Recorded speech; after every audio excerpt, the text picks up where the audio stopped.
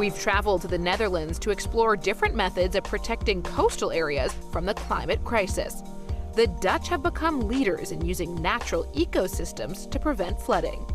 Brekia van Wiesenbeek is an expert in nature-based solutions and a scientific director at Deltares, an internationally renowned research institute. Her work shows how natural materials such as trees can be used in flood risk management.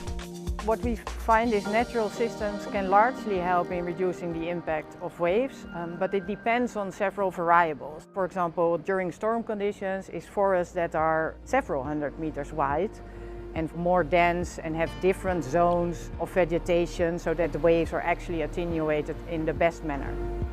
As sea levels rise, so does the appeal of using natural resources to build coastal structures.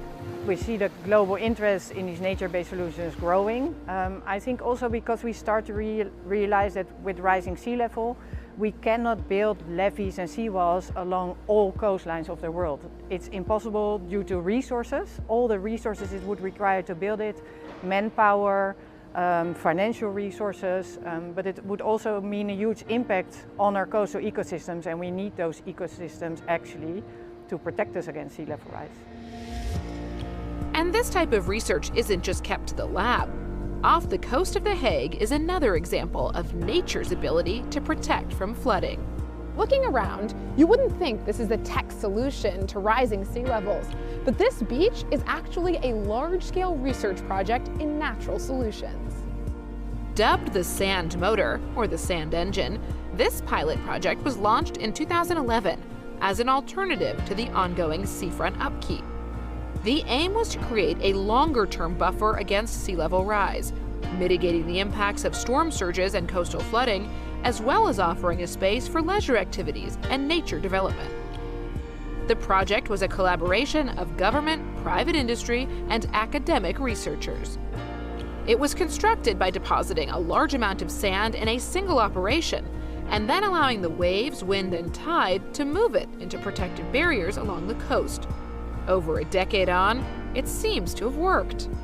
Jaap de Vries is an engineer at Boskalis, a Dutch dredging company that worked on the project. What's really unique about the sand motor is that the classical way of designing coastal protection solutions is that they are considered as static, whereas this solution is designed to be dynamic. But here, the dynamics were designed in such a way that they benefit mankind. How has the significance or the importance of solutions like this changed as climate change has become a bigger problem and rising sea levels are becoming a bigger problem? As Boskalis, we have a long track record in designing and building coastal protection solutions everywhere around the world.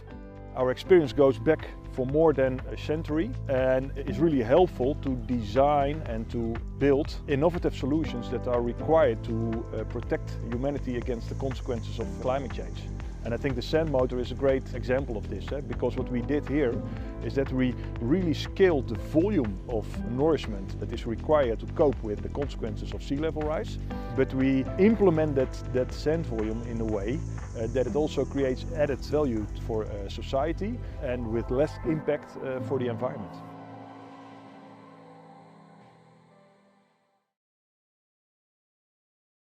Thank you for watching, and for more from CNBC International, just hit the subscribe button.